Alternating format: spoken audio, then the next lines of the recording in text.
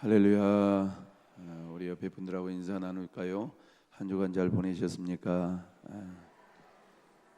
앞뒤 좌우로 인사하십시다. 건강하십시오. 사도행전은 성령의 감동을 받은 누가 사도가 기록하였습니다. 1절 말씀을 보니까 데오빌로여, 예전에는 데오빌로 각하여, 예전 성경에는 그렇게 해놨어요.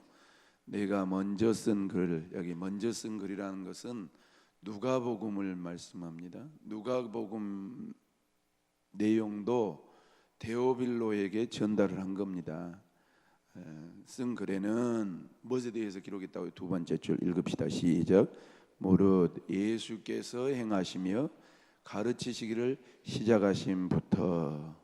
그러니까 먼저 쓴 글은 누가복음을 의미하고, 즉 누가복음에 예수님의 가르치는 티칭 사역과 또 모든 말씀과 그의 행적을 기록했을 뿐만 아니라 십자가에 죽었다가 다시 살아나신 후에 40일 동안 제자들에게 보이셨던 일을 기록했었습니다 라고 설명하고 있습니다.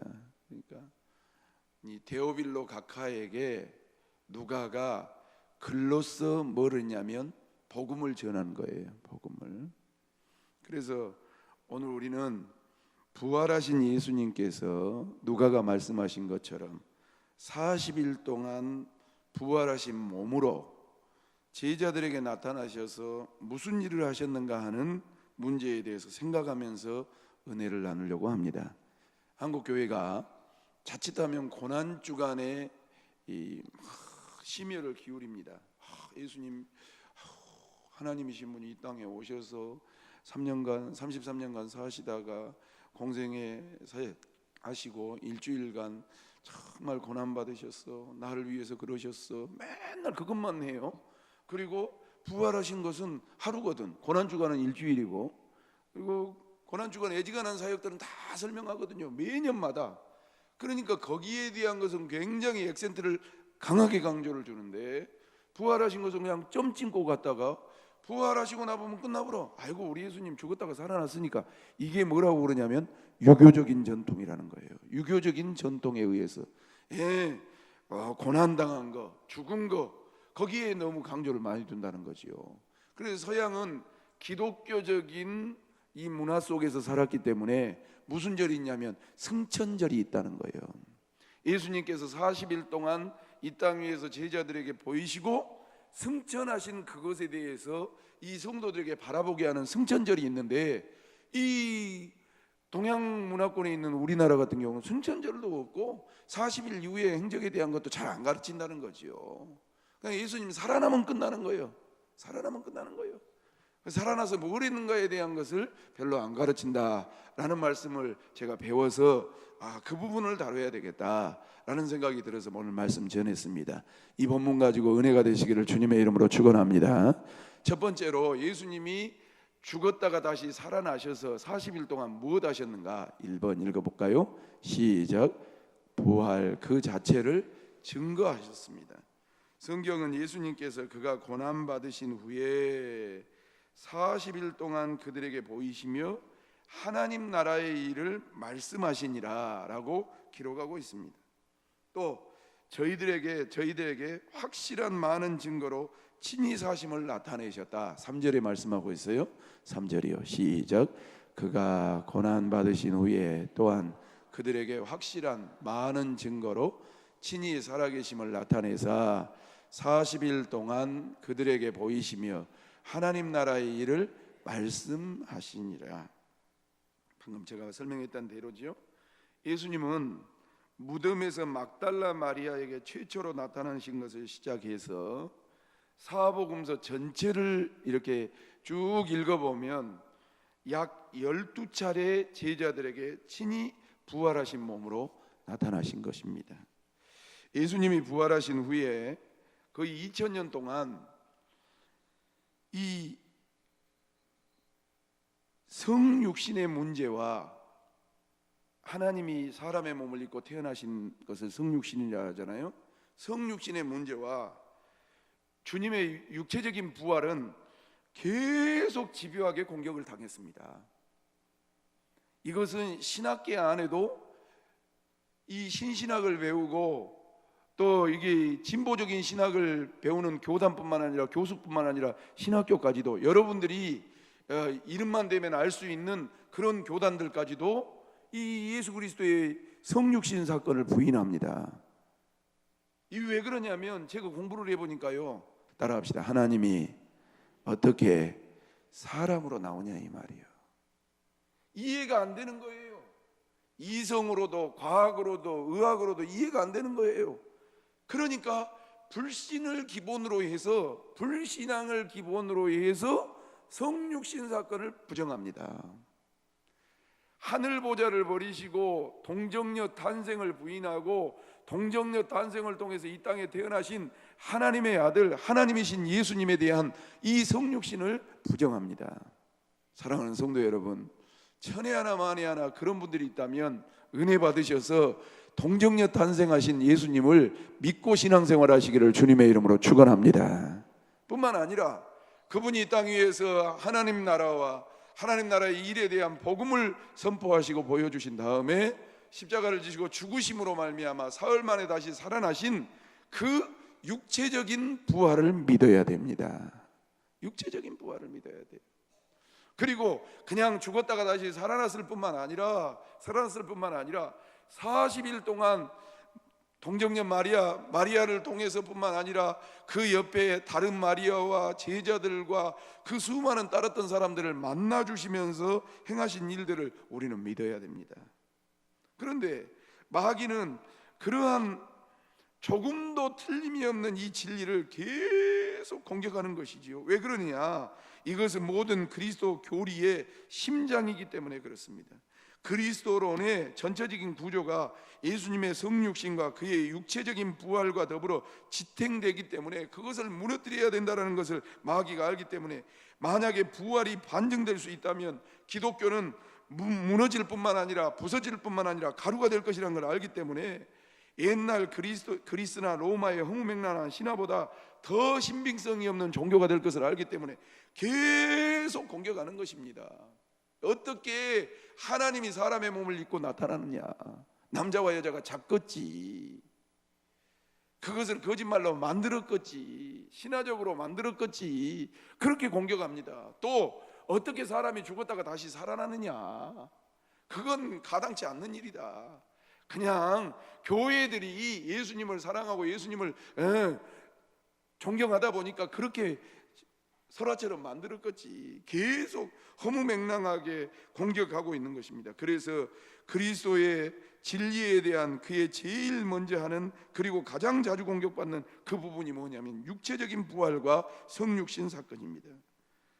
그것을 잘 알았기에 제자들이 조금도 의심하지 못하도록 확실한 증거를 준 것 아닙니까? 그래서 그 진리 때문에 제자들이 정말로 자기의 생명을 바쳐서 그 진리를 지키는 것 아닙니까? 사랑하는 성도 여러분, 예수님께서 죽었다가 다시 사심을 믿으시기를 주님의 이름으로 축원합니다. 그렇다면 예수님을 부인했던 제자들, 절 보세요.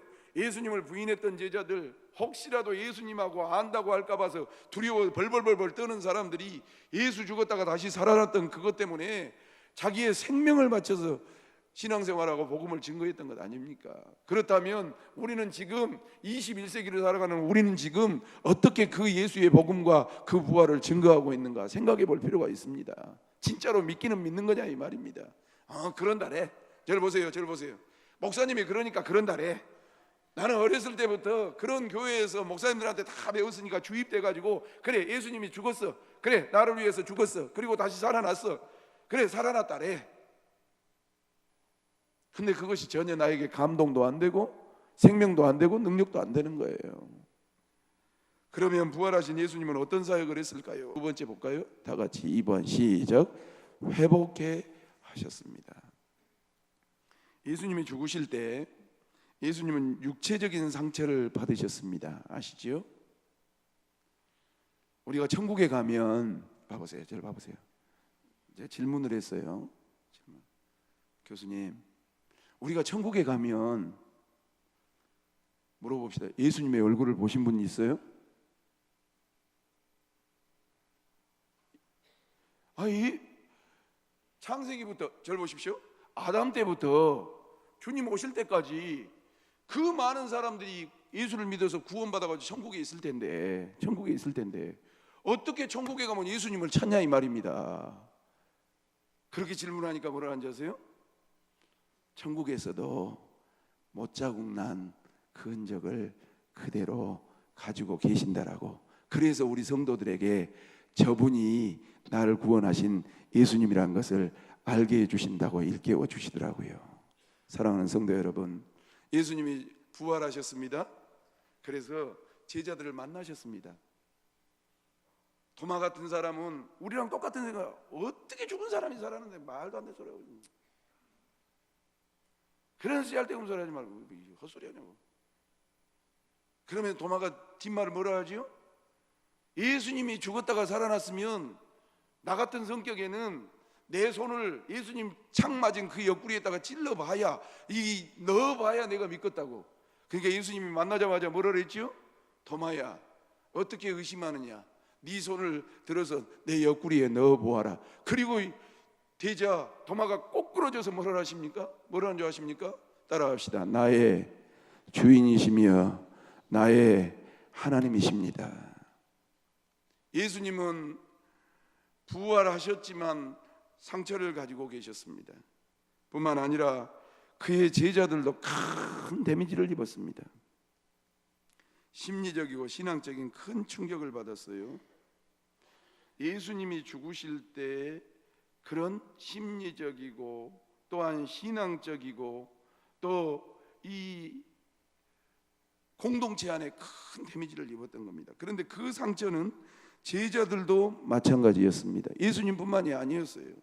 베드로는 그래도 예수님의 축복입니다. 1번 제자예요. 그런데 따라합시다. 2번은 크게 해보세요. 2번은 부인하고 1번은 저주까지 해버렸어요. 예수님 지킨다고 말고 얘기를 잘라볼 때는 언제고, 궁지에 몰리니까 저주까지 해버리는 그런 치명적인 상처를 갖고 있었어요. 부활하신 예수님을 만났는데 고개를 들고 서 있기가 민망한 거예요. 다른 제자들 역시 마찬가지였습니다. 베드로와 야고보와 요한은 어찌고요? 어머니까지 찾아와가지고, 절 보세요. 어머니까지 찾아와가지고 주여, 당신 나라 임할 때 우리 아들을 한쪽에는 우의정으로 한쪽에는 좌의정으로 세워주십시오. 그랬던 제자들인데 싹 부인해버렸어요. 십자가에 고난당하실 때 누구 한 사람도 예수님을 위해서 할 수 있는 일 한 일이 없었어요. 그러니 막상 예수님이 부활하셨을 때 얼마나 미안하냐고요. 얼굴을 들 수가 없을 만큼 죄송하냐고요. 제자들 나름대로 자신들의 연약함 때문에 모두가 다 상처 있는 사람들이었습니다. 이러한 형편을 예수님은 누구보다도 잘 알았습니다. 그러기에 부활하신 예수님은 아주 조심스럽게 제자들에게 자신을 보여주셨습니다. 그들로 하여금 용기를 갖도록 하셨습니다. 과거의 실수, 허물로 인한 양심의 가책에서 벗어나서 떳떳하게 예전 이상으로 주님의 일을 감당할 수 있게 하기 위해서 말입니다. 부활하신 후에 40일간은 제자들에게 나타나셨던 이유가 바로 이것이었어요. 성도 여러분, 여러분들은 한 주간 동안 부활주일 지내고 떳떳하게 사셨습니까? 실수하고 부인하고 세상 것 먹고 마시고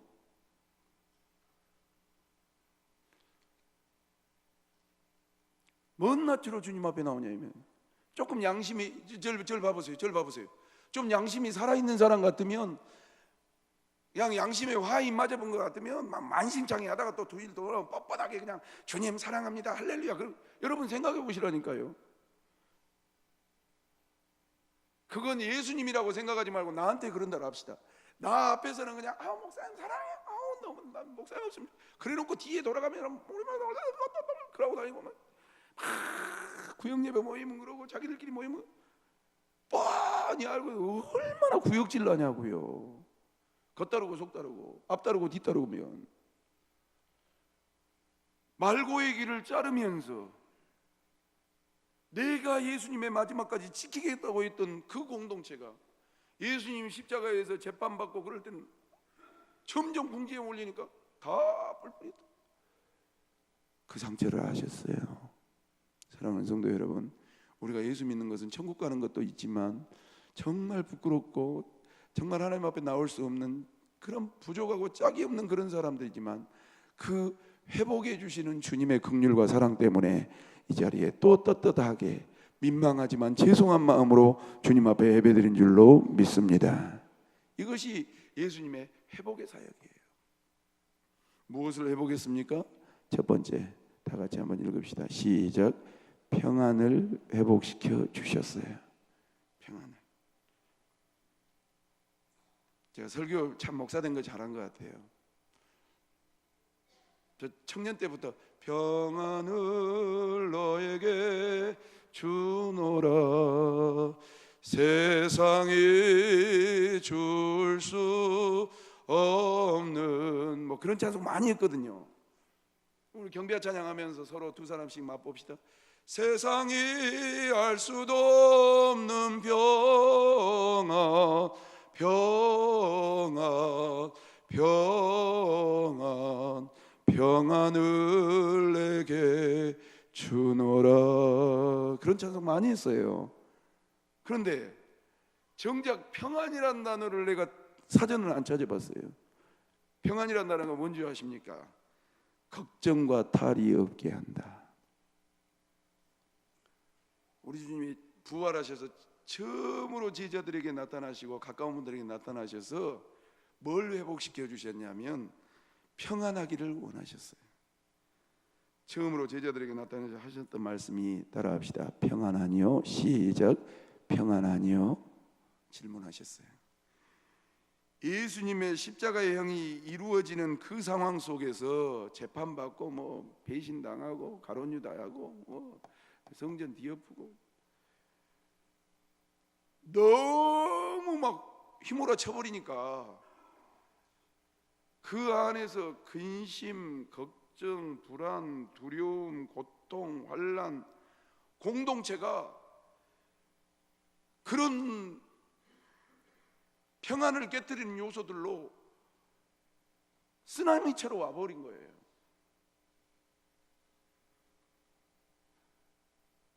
예수님밖에 없다라고 예수님의 말씀 주여 영생의 말씀이 여기 있는데 우리가 어디로 가겠습니까?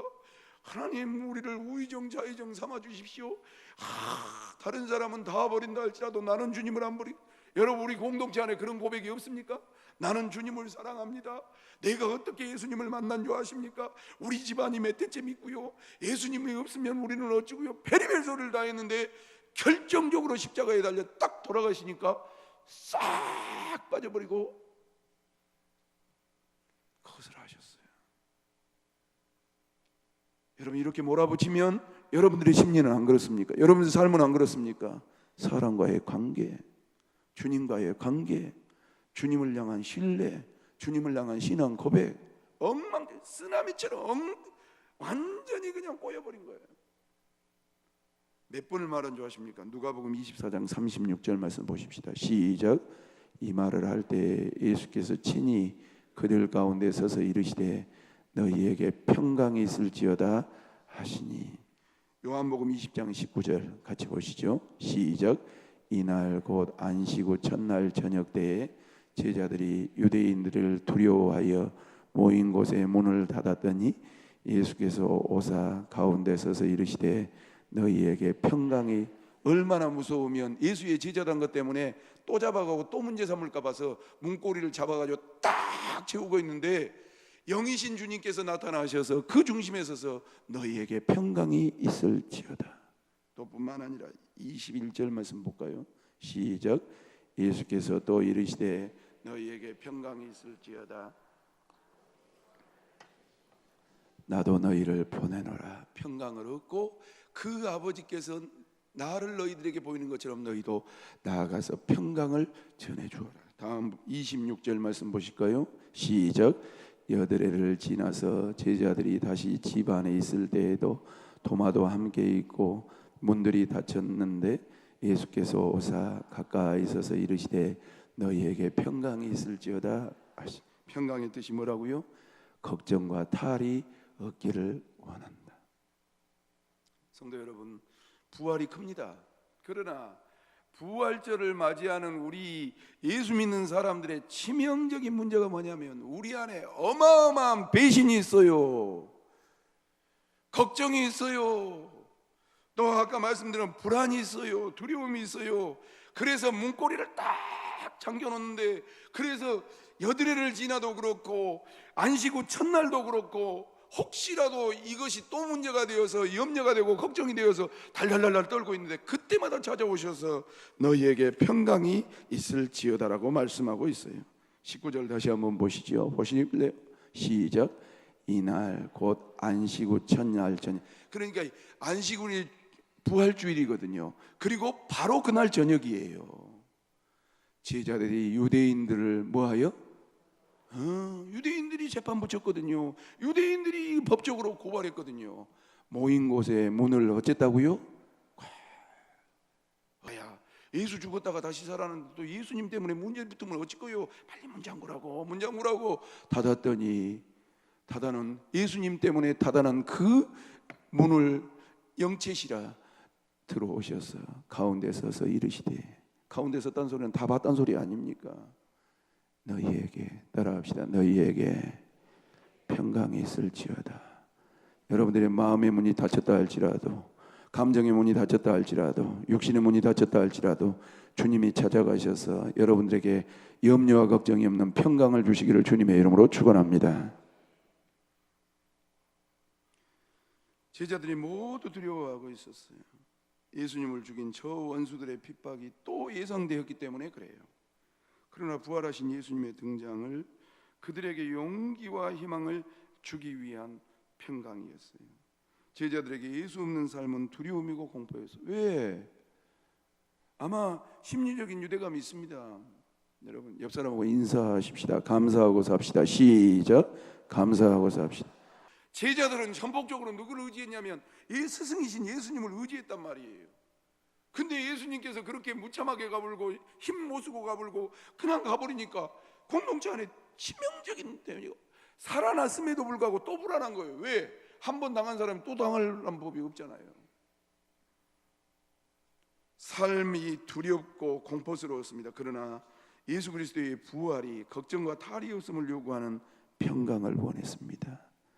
사랑하는 제자들아, 사랑하는 성도들아, 따라합시다. 걱정하지 말아라. 염려하지 말아라. 따라합시다. 내가 다시 살아났느니라. 우리가 지금 21세기를 살아가고 있는 우리가 생각하는 부활과 다르단 말이에요. 저를 보세요. 21세기에 우리가 인지하는 부활과 다르단 말이에요.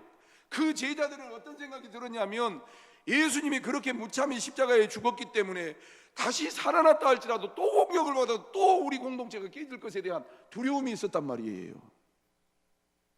우리는 예수 부활 때문에 천국 가고 우리도 부활한다는 거기에 포커스를 맞추고 있지만 살고 있는 제자들에게는 그것이 아니었단 말이에요. 또 공격을 당하면 어찌지? 예수님이 살아났다 할지라도 우리를 또 해하면 어떠지? 그런 불안감이 있었단 말이죠. 그럼에도 불구하고 부활하신 주님은 무엇을 요구하셨냐면 내가 하나님이니라. 사랑하는 성도 여러분, 전능하신 하나님, 죽음을 초국하신 그 하나님을 믿고 사시기를 주님의 이름으로 축원합니다. 제자들은 현실적인 문제, 또 공격당하면 어쩌지, 또 잡혀가면 어쩌지, 또 그런 과정이 있으면 어쩌지 돌돌돌 떨었지만 계속 그 믿음 없는 제자들에게 무엇을 요구하셨냐면 평안하느뇨, 평강이 있길 원하느니라. 21세기를 살아가는 우리 모두에게 현실적인 문제가 클 수 있습니다. 직장, 또 건강, 나이, 가정, 진로 그럴 수 있습니다. 그러나 우리 주님이 계속 요구한 것은 죽음을 초고 가신 그 주님이 하나님이신 것을 우리에게 일깨워 주시는 것을 명심하고 그 하나님 앞에 전폭적으로 믿음을 보이시기를 주님의 이름으로 축원합니다. 저도 마찬가지. 평안하고 행복한 사람에게는 평안이 그렇게 중요하지 않습니다. 그러나 지금 예수님의 제자들처럼 불안하고 염려와 걱정과 고통과 불안이 가득한 사람들에게는 늘 평안이 엄청나게 큰 것이죠. 예화에 보니까 이런 거 있습니다. 어떤 아이 셋이 나무로 만든, 절 봐보세요. 어떤 아이들 3명이 나무로 만든 이렇게 뭡니까? 다리를 건너가고 있었습니다. 출렁거리는 다리. 우리 어디 가면 있잖아요. 월추산 같은데 출렁거리는 다리를 건너가고 있었습니다. 아유, 얼마나 나무로 된 다리가 출렁거리는지 걷지를 못하겠는 거예요. 출렁출렁하니까. 조금 중간 정도 가니까 위험해가지고 못 가는데 한 아이가 아주 잘 걸어가는 겁니다. 2 아이는 달달달 떨고 있고. 봐보세요. 나무로 된 다리를 걸어가는데 2 아이는 막 중간에 가니까 너무 유청유청거리니까 떨어질까봐 하는데 한 아이는 잘 걸어갑니다. 2 아이들이 이 나무를 잡고 앞에 간 아이에게 물었습니다. 야, 안 무섭냐? 그랬더니 그 아이가 뭐라는 줄 아십니까? 따라합시다. 우리 아버지가 이 다리를 소리나고 출렁거리게 만들었다.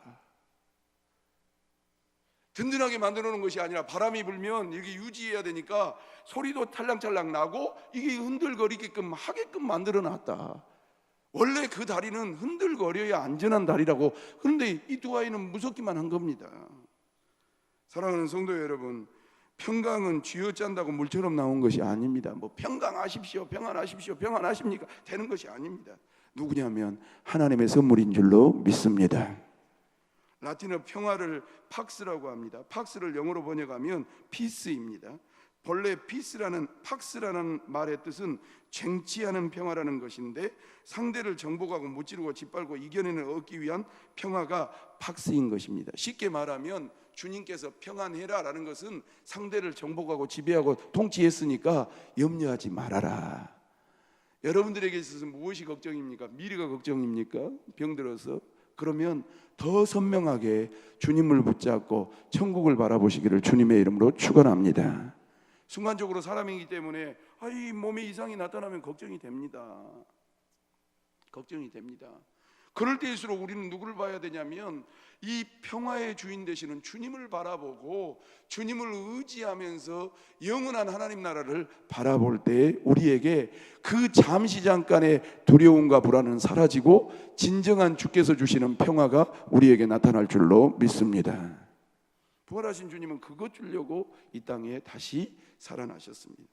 2 번째로 그들에게 무엇을 주시기 위해서 부활하셨냐면 2번입니다. 시작.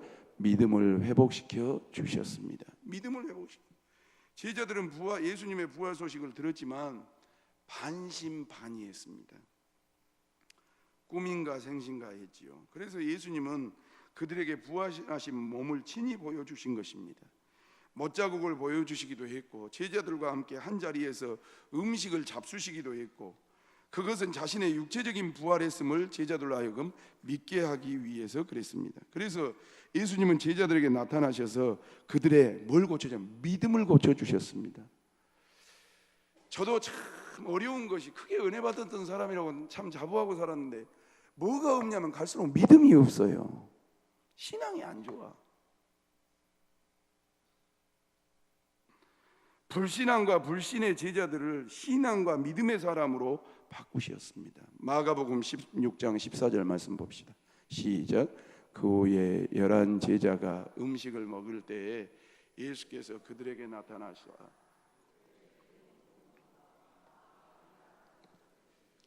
이는 자기가 살아난 것을 본 자들의 말을 믿지 않냐.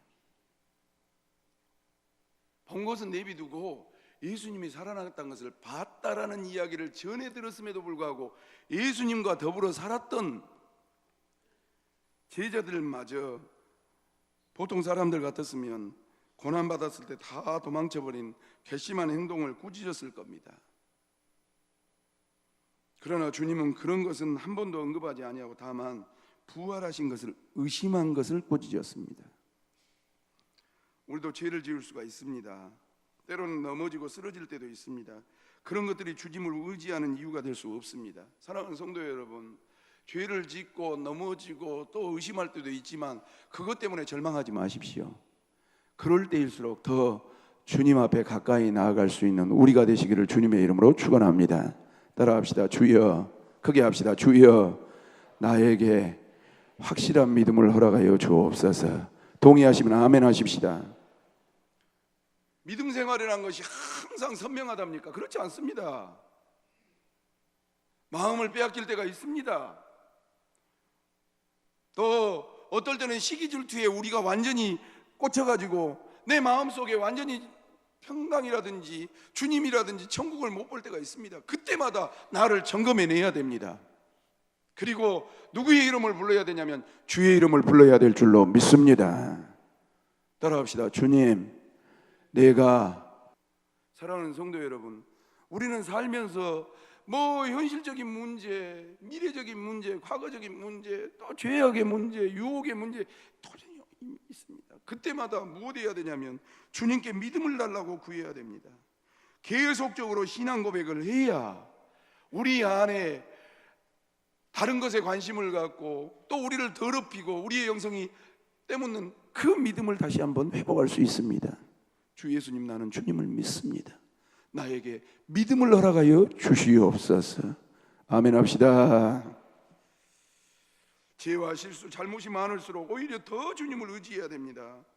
우리를 위해 죽으셨다가 부활하신 주님은 우리의 죄를 꾸짖는 분이 아니라 죄를 용서하시는 주님을 의지하지 못하는 불신을 꾸짖는다는 사실을 기억하고, 그것은 믿음이 중요하기 때문에 그렇습니다. 그래서 부활하신 후에 믿지 못하는 제자들에게 오셔서 너희들이 나를 못 믿는 것에 대한 것을 섭섭히 말씀하신 겁니다. 성도 여러분, 예수의 살아계심을 믿으시기를 주님의 이름으로 축원합니다. 옆 사람하고 인사하십시다. 예수님이 나를 선택해 주셨습니다. 시작. 예수님이 나를 선택해 주셨습니다. 동의하시면 아멘. 한 번 더 하십시다. 내가 그 예수님을 잘 믿을랍니다. 시작. 내가 그 예수님을 잘 믿을랍니다. 동의하십니까? 저나 여러분들이랑 문제가 있다니까요. 죄의 문제도 있고 돈에 대한 유혹에 대한 또 게으름에 대한 있지요. 그런 나를 하나님이 선택하셨어요. 진짜 겨자씨만 갖고 안개와 같은 믿음, 실체도 없는 것 같은 믿음이 있지만 그래도 신랄 같은 믿음을 주신 그 주님을 인정하고 그 주님께 의지하면 하나님께서 내 영혼을 소생시켜 주신 줄로 믿습니다. 제자들이 그거 알았고, 마지막 세 번째로 뭘 회복시켜 주셨냐면 사랑을 회복시켜 주시려고 오셨습니다. 제자들이 7명이 낙심과 절망에 빠져서 갈릴리 바다로 고기 잡으러 갔습니다. 예수님이 살아계심에도 불구하고, 죽었다가 다시 살았다고 했음에도 불구하고 7명이나 12명 중에 7명이 작당을 해가지고 고기 잡으러 간다 그랬습니다. 그 주동자가 누구냐면 베드로입니다.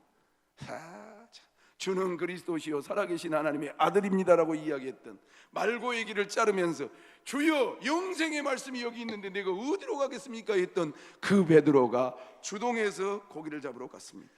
예수님에 대한 기대와 사랑이 컸던 그들은 반대로 예수님의 십자가의 죽자 실망도 컸습니다. 그래서 부활을 목격했으면서도 불구하고 옛날 직업이었던 갈릴리 바다로 고기를 잡으러 떠났습니다.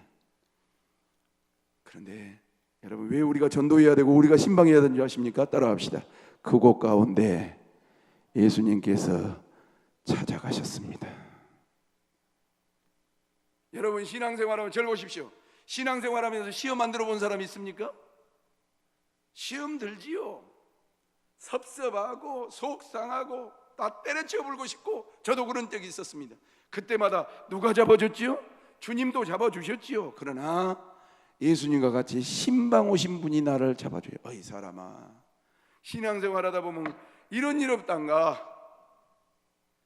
그리고 베드로에게 예수님께서 질문합니다. 요한복음 21장 15절, 얼마나 아픈가 보세요. 시작.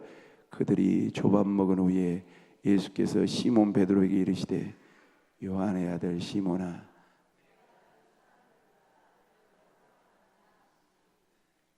이르시되 주님 그러하나이다.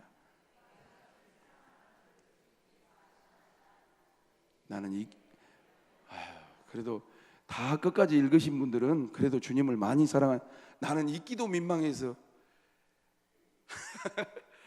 배신하지 말고 이를 충성하지 신앙 고백 그랬던 부활했담에도 불구하고 믿지도 않고 7명 작당해가지고 고기 잡으러 가고 거기에 찾아오가지고 아침밥 먹고 있는데 요한의 아들 시몬아 네가 이 사람들보다 나를 더 사랑하냐고 거기다가 대놓으니 무슨 말을 할 베드로도 담대하지요. 주여 그러하이다. 내가 이 사람들보다 주님을 더 사랑하는 걸 주께서 아시지 않습니까? 부활하신 예수님은 지금도 성령님을 통해서 우리 가슴에 사랑을 회복시키시는 사역을 하고 계십니다. 사랑하는 성도 여러분, 오늘 말씀처럼 예수의 부활을 믿고 사시기를 주님의 이름으로 축원합니다. 구주님이 우리에게 찾아오셔서 진짜로 믿느냐고, 너가 완전히 벼랑 끝에 서서 인생 막장에 있더라도 너는 나를 사랑할 것이냐고, 거기에다 대놓고 부활하신 주님이 7명 작당해가지고 옛날 직업했던 고기 잡으러 갔던 베드로에게 네가 나를 사랑하냐, 얼마나 속이 후떡후떡하고 낯이 뜨고 거기다 대놓고 주님 사랑한다고. 여러분 죄 지어도 좋습니다. 실패해도 좋습니다. 염려 걱정이 있어도 평안하시기를 주님의 이름으로 축원합니다. 그리고 믿음을 회복하시고 부활하신 주님을 만나서 사랑을 회복하시고 그 사랑의 용광로가 되셔서 마지막 세 번째 잊고만 마치겠습니다. 3번 시작. 그리고 사명을 주셨습니다. 설교 끝냅시다. 은혜 없이 일하면 사고칩니다. 주님 사랑하지 아니하고 믿음 없이 일하면 자기의 드러냅니다. 이 하나님 뜻보다는 내 뜻, 인간의 어떤 생각으로 교회를 장악합니다. 큰일 납니다. 그러나 부활하신 주님을 만나고 내 안에 주께서 주신 두렵지만 평안을 얻고 하나님을 믿는 믿음으로 또한 주님을 사랑하는 용광로와 같은 그 사랑을 가지고 주께서 주신 사명을 감당하면 비록 부족해도 하나님께서 우리를 통해서 위대하신 놀라운 역사를 일으켜 주실 줄로 믿습니다.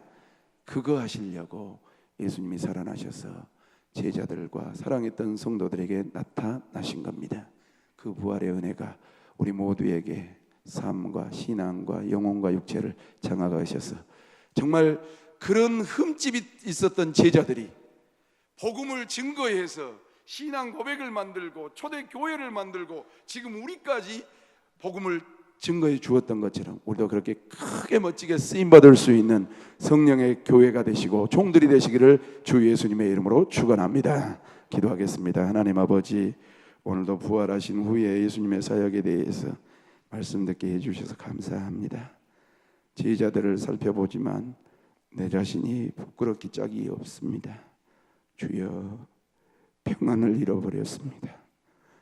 믿음이 있노라 하지만 정말 어리석은 믿음입니다. 주님을 사랑한다고 하지만 세상 것에 우리가 관심을 둘 때가 너무 많은 죄인 중에 괴수들입니다. 그럼에도 불구하고 사랑하셔서 정말로 네가 나를 사랑하느냐 말씀하시고 사명을 주셨던 것처럼 우리 교회가 그 사랑을 회복하고 죽으면 죽으리라 감당할 수 있는 사명의 교회, 사명의 목사와 성도들이 될 수 있도록 은혜를 덧입혀 주시옵소서. 그런 놀라우신 은혜가 임하시기를 간절히 원하옵고 예수님의 거룩하신 이름으로 기도 올리옵나이다. 아멘.